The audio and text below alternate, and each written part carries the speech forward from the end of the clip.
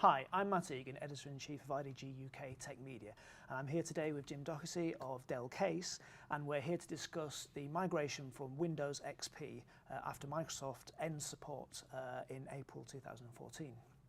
Jim, thanks for speaking to us today. No problem, mate. So, we know that lots of businesses, other organisations, individual consumers are still relying on Windows XP a long time after it stopped being the most recent version of Windows. In fact, some research says that maybe as many as 500 million PCs are currently running XP. Why do you think that is? Well, I think for one thing, it's proved to be a pretty stable platform. I think people will have, particularly over the last few years with the economic climate, I've probably felt that, if it's working, if it ain't broke, don't fix it. And I think, it's probably not been uppermost in their mind. But maybe now that as the deadline approaches and as people now see maybe smarter ways of working, they're now, looking at it as something that actually, we better get across there.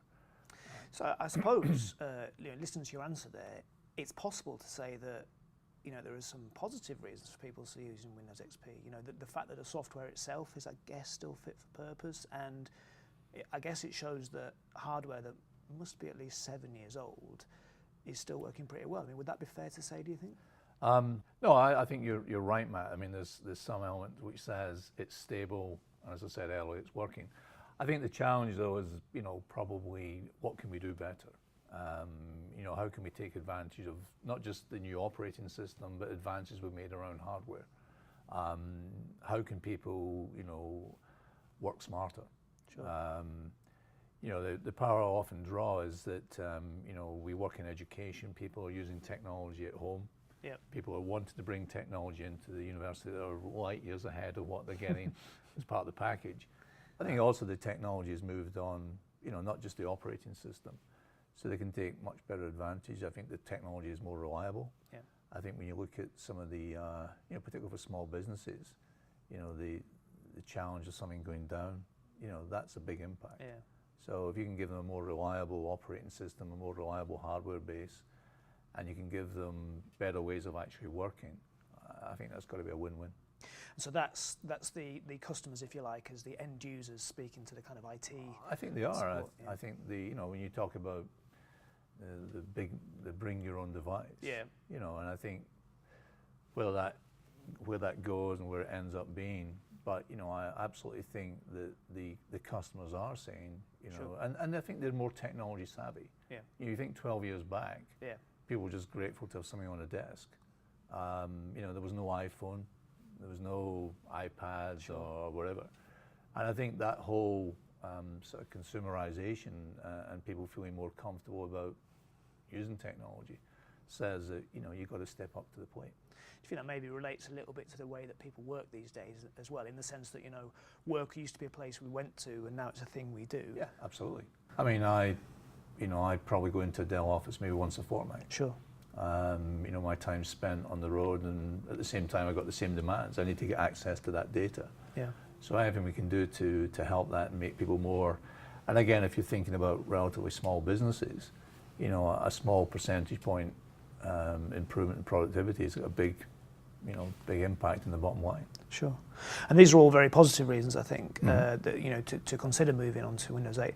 I don't suppose I'd be doing my job if we didn't mention the also what we could broadly consider a slightly more negative reason, but a compelling reason nonetheless, which is, I guess, the security issue, which maybe is the thing that the IT guy might say to the end user. Yeah, I think that's the one that will probably chime best with the IT guy. Sure. Because I think he's very much aware that how relatively exposed XP will be, particularly after the April deadline. But just I think also it's just the lack of driver support. Yep. Applications will move forward. People will want the capability that frankly Sure. XP is not there for. It's been good. It's kind of struggled through the value to it, but there comes a point where you say, it ain't working, guys.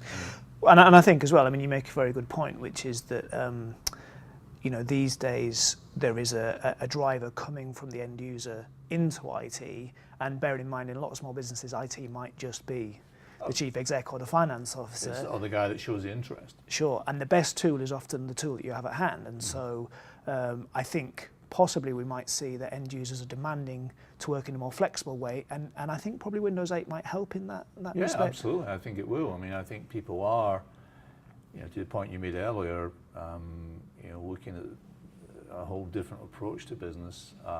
They're more mobile. You know, there's not the kind of, you know, small businesses need to be flexible. Sure.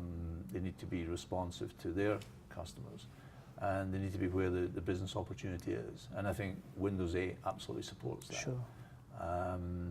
So, you know, we're seeing people now coming to us for a variety of reasons. I think the April deadline is certainly uppermost in their minds. It's not Armageddon. Yeah. However, you know, I think it's a good line in the sand.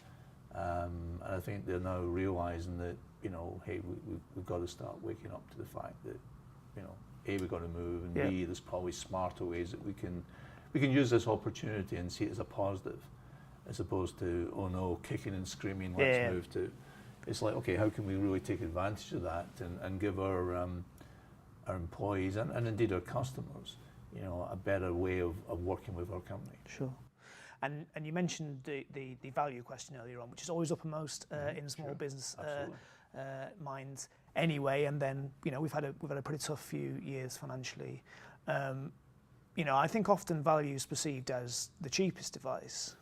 And I wonder if it's possible that the flexibility that's now available with the various form factors in the Windows 8 world could mean that potentially the flexibility equals value. You know, you could have one device that do multiple things. So I think people understand there is a cost of doing business. Sure. You know, so we talk about, you know, yes, there's an upfront cost, but it's really more about, and again, if you're a small business person, what you don't need is downtime. Yep. You know, you shouldn't be spending your time managing your IT system. You should be making your IT system work for you. And I think if you've got the most sort of reliable kit and you've got a solid, secure, flexible operating system, then that gives you the best platform to kind of build from. Great, thanks ever so much. That's really interesting. I mean, I wonder if you could give an overall message to those businesses, organisations that are still using Windows XP. You know, what would that be? What would you tell those organisations?